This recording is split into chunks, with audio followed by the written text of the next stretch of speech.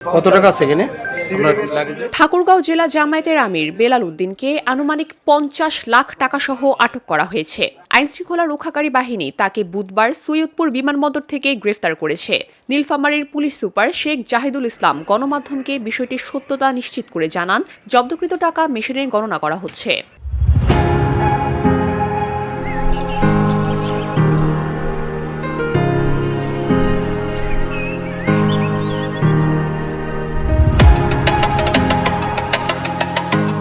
গ্রেফতারের এই ঘটনা ত্রয়োদশ জাতীয় সংসদ নির্বাচন ও গণভোটের আগের দিন ওই এলাকায় চাঞ্চল্য সৃষ্টি করেছে।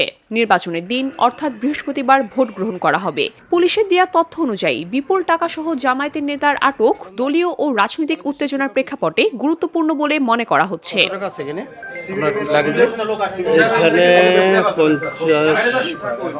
50 প্লাস 50 প্লাস আছে 50 লাখ। হ্যাঁ, কিসের টাকা এগুলো? আইনশৃঙ্খলা রক্ষাকারী বাহিনী বিষয়টি আরও তদন্ত করছে এবং প্রয়োজনীয় আইনানুগ ব্যবস্থা গ্রহণ করবে।